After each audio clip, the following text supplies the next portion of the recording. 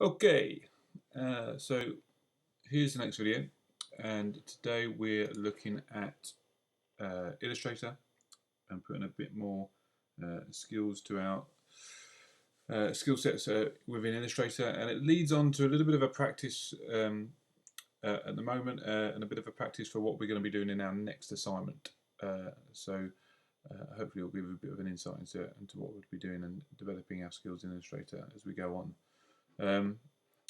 This is what you'll have. So I will send this on your email. So hopefully with a link that you've got on this, you'll have this file as well. So it's a blank A4 page, but you've got these palette squares on the left-hand side, which will be quite key later on as you're coming along. And what we're going to look at doing is putting some information together to show facts, figures, and information like that, quantitative information like that, that we can show in a slightly more design fashion. And if you've looked at some of the styles on the Pinterest board that I've emailed you as well, then you'll have an idea of what we're looking at. So this is what. Oh, sorry, it's off of a bit of a kilter. It's just copied over. This is what we're looking at doing. So I've just got placeholder text in there at the moment. By the end of it, you should hopefully have some information. And we've just got this 3D block design just to give information a bit of a lift, really. And you could attribute the information to the colours. So you can see I've got fact 1 is the red one, and fact 2 is the orange one, and so on and so forth. And as you take this on, you might put different illustrations or designs on the boxes. You might drop them in here next to the text. I'm going to leave that up to you, and obviously you'll have a slightly better heading than just infographic design, but that's what we're looking to create. So we'll go back to our main design, and the first thing we need to do, which is nice and easy, over to your left you'll have your rectangle tool, and you'll just need to draw a rectangle that's about, if you remember to hold down shift so that you get a decent rectangle, and if you just look at the right hand corner there where my crosshair is, you'll see it says 130 by 130. That is a perfect square really that we want. I'm just going to put a colour in it so I can see what I'm doing. I'll put the dark one in so that we can see it a bit easier. Don't worry too much about the colour because that's going to change later on. This is our starting point, and we will then develop this a little bit further and put the colours in, put the background design in, and so on and so forth. All right. So get it roughly central on your page so that you've just got enough to understand where it's going. And then what we are going to look at is how we then separate this up into our 9 blocks. Okay, so selected on there, you want to go to Object and Path, and we're going to split into grid. So Object, Path, split into grid. We'll get this window up, and we want to go 3 by 3. So 3 rows. Don't worry about changing the height or the gutter. That's all fine. And we want, 3 columns as well, so that we'll get 9 squares from our first one. Okay, click OK, and you'll see it's separated like that. So they're all sitting on top of each other at the moment, so we can't actually see any design. So what we need to do, you can just see some key lines in there, but select your top 3 and separate them up. Give yourself enough gap. You need to, about 5 mil. So because we need to have enough gap later on for our perspective view. So, and I'm doing this by eye. You can use guides if you want to. You can turn your rulers on and use the guides to do it. I'm just doing it by eye because it makes making this video a bit easier. So we just need to separate it up so it's in a view that we can see our 9 squares now. Okay, so we've got our 9 squares that you can see. All right. Drag your cursor over it. We're still in the black arrow tool and selection tool. Grab your cursor over it and right click and group so that we've got that all as one now. So when we click off and we click on, it selects it all. Okay. Select your square, and then we want to go Effect, 3D, and we're going to go Extrude and Bevel. Select on that, and we'll get a new window card. Now you can turn the preview on straight away if you want. That's up to you. Or you can just have it off and you can do what you want as you go on. Alright, now we need to play around with these a little bit. and you'll see that you'll get the idea as you start playing around with the different values. Okay, so I'm now desperately trying to remember what my values were on my original one. I'm just going to play around with a few things, but it wasn't that at all. Alright, I'm just going to pause the video here, just check my values, and then I'll splice it back together so that you won't miss me at all. Bear with me 1 second. Alright, so the values that you'll need. So we're back into our 3D extrude and bevel options. And these three at the top, you can see just by the little icons, are the way that you kind of rotate on the different axes. So that's the x-axis. When we come down, you've got the y-axis. That's your z-axis, so that's kind of how it is on the page. So you've got x, y, and z.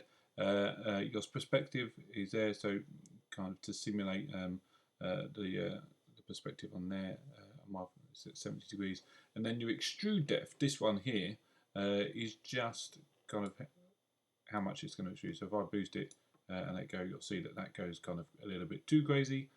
So we'll just stick that back to 125 on that one. So they're the values that I used to get this look. So you can see we've got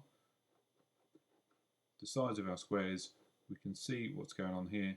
We've got the tops and bottoms, which works really nicely for what we're looking for in this this graphic that we're going with. All right, so I'm going to OK that, and then we are at the point where we can start thinking about designing and colouring it. I'm just going to select that all, and what we need to do once we've selected it. So I've forgotten something. Once you've selected it, you need to go to Object and Expand Appearance. Okay, and then it'll go like that. And then we just need to highlight and ungroup. And then I think we just need to do that twice for some unknown reason. So just highlight and ungroup it twice. And then we should be able to select our individual faces. Yeah, we can. All right, good. I've got something strange going there, on there, and I'm not sure why. It's a bit odd. Okay, not sure why. We've got that little white bit there, but anyway. So we've got our colour palettes up here, and these are going to help design and style our different boxes.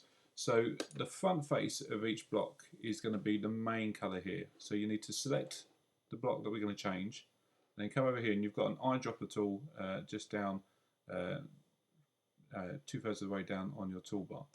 Select that, and then you just need to come over and click on there, and you'll see that because we were selected on this, it will match the styles that we've got in here. So what I would do, just go through and all of the front ones, just make the colours of our boxes. So you're just going to go in order.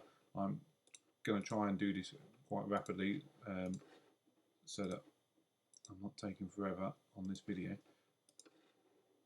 I could pause it and speed it all up, but it won't take me too long.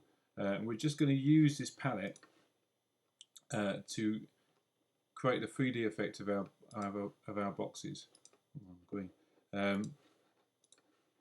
Just to give it a little bit more style and a little bit more edge to our design. So once you've got all your main colours in, you can then go and do the accents.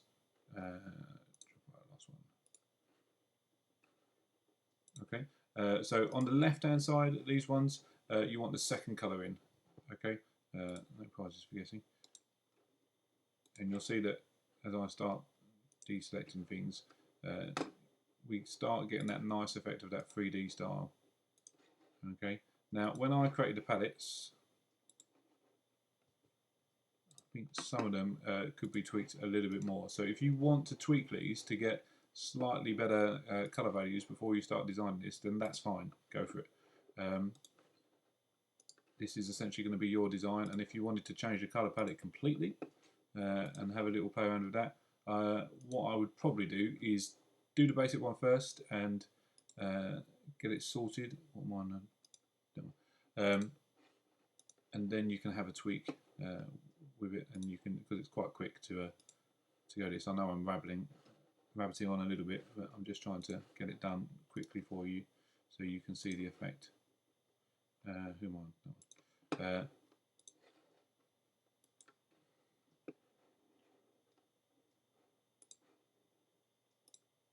Now, because I've probably tweaked it a little bit too much, you'll see that I've got a bottom of this box,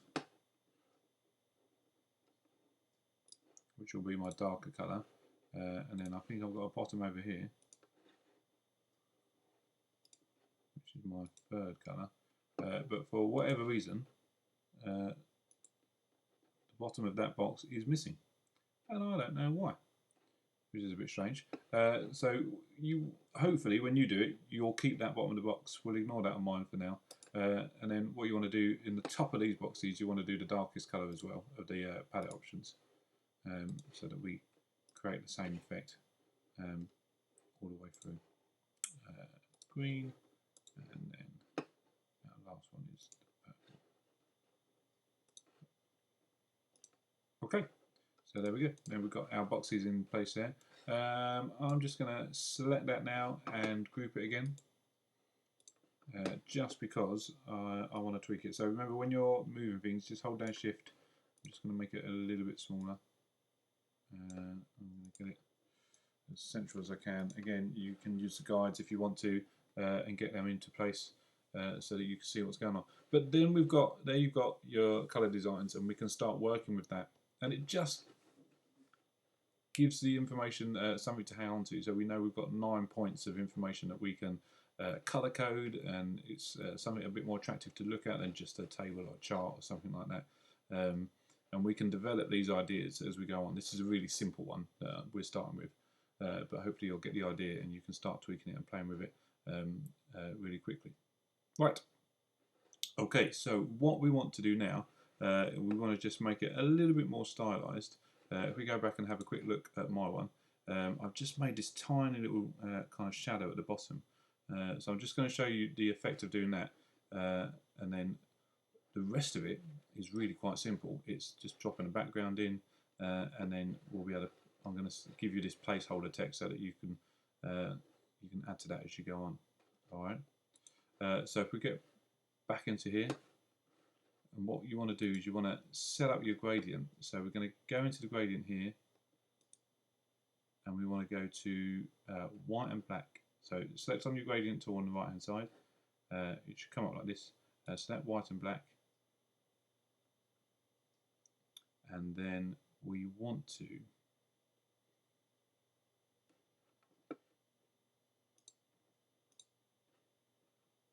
go to radial. I think we want to swap that. All right, yeah. So you want to go to radial, and you want to swap it so that we've got the gradient going on the other side. Okay, and then we want to just make that a little bit lower down on the location.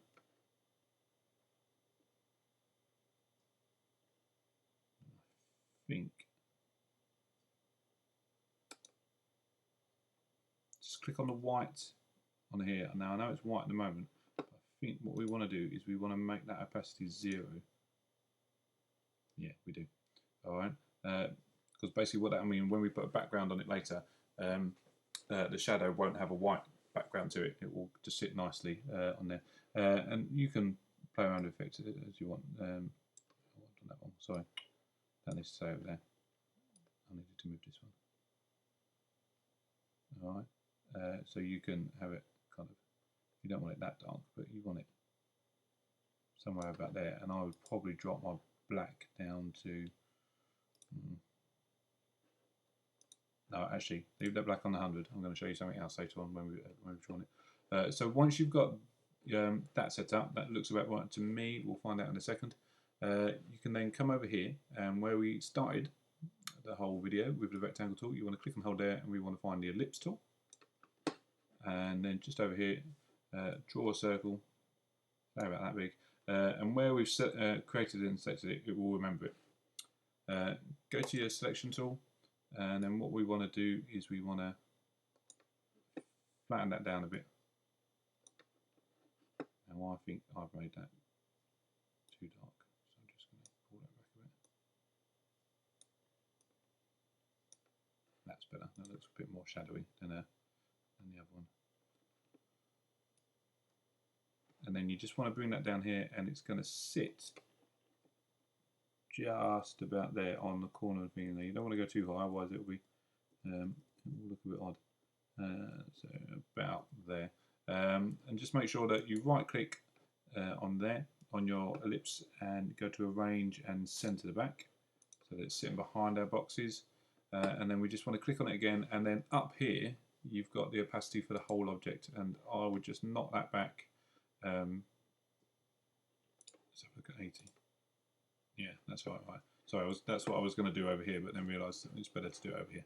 All right. So now we've got a little shadow, so it looks like our boxes are there. Maybe a little bit small, so I'm just going to tweak that out a bit. Okay, but again, that's something you see. And what you should hopefully kind of realise is that as we're kind of moving things around, you'll get these little guys that flash up, so you can see that that green line is lining up perfectly with the corner there. And Illustrator's quite nice with that. It's quite helpful as you go along with that. Okay, now all you need to do is start getting the other components in. So you've got a rectangle tool which you can come up, and all you need to do is draw a box across the whole page, and it will do that because it's still sitting on the gradient. So we just need to go back and, well, it doesn't really matter, because just make sure you're selected on your box, and then you can click one of the greys over here and it will cover it over for you. Now, what would be nice is if we had a nice little gradient going on our background here. I'm not going to show you this because I'm going to check this in the lesson. For some reason, when I want to do a nice little gradient on my square, it wasn't working earlier, and I don't know why, but that's probably my machine rather than anything. So I'm just going to leave my background as a flat colour at the moment. But if you wanted to put a gradient on there, like we did, so if I just go over here and show you a linear gradient, so something like that, then that's something you could do. Obviously, I wouldn't do it that way. I would stick an angle on it, so maybe it would go that way, and I wouldn't have it black and white. We'd tweak it, and you can just design it a little bit like that. I'm not going to do that. I'm just going to have a solid colour on mine at the because of a technical issue on mine. What you will need to remember, obviously, which is very obvious when I select a solid colour, is you need to send this background square right to the back. So right click, arrange, and centre back, and it will sit behind everything. Okay, and it just lifts it off the page a little bit as we move on. And then what I will do, you'll have two files that I'll send to you. One will be the starting one with the palette that you've been working on up till now, hopefully, and the other one will be the text. And I very kindly just place that into the right, roughly anyway, the right setting for you. So I've not put all of the colours in, and I've not put any information in. That's for you, that you're going to do. So all you need to do is open that one up, and you see it runs in tabs like Photoshop does. Command and A, and it will select all of your text, and then go to Edit and Copy, and then go to your design that you've been working on, and then Edit. And if you paste in place, so be careful because you've got a number of options there, but paste in place will put it in exactly the same position that it was where you copied it from. So if I stick that in, then it will stick that around my page, keeping in mind the same thing. So now we can click off there. So what the task is now is to maybe think of, okay, well, I could have a picture here. I need to get a better title, obviously, and these headings need to be filled in. And what might be nice is that put little illustrations that some way represent the fact that you've got. Now, in the email that I've sent you, it says that I've sent you across some facts from Adele's new album. Now, the only reason I chose this is because I knew I'd be able to find figures on it. So if you look at the website, Adele's 25, and then it tells you how many were sold in the first week, percentage of all albums sold last week, and so on and so forth.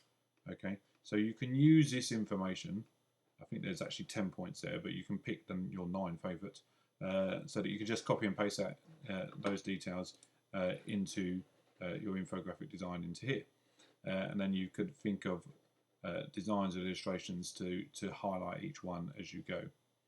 You might drop in an image of her cover of her album in there if you wanted to. If you've got an idea of other information or other facts that you want to show, then that's fine. That's up to you. I don't mind. I've just sent you that to make it easy because it's learning the skills of using Illustrator rather than a fact-finding mission at the moment. That will come later in your assignment. All right. So hopefully you've got some nice blocks in front of you. Remember what I said, if you wanted to change the palette design, then you can. You can go on and you can change these as you see fit. That's up to you. Have a go, see what comes out, and hopefully we'll get some nice designs.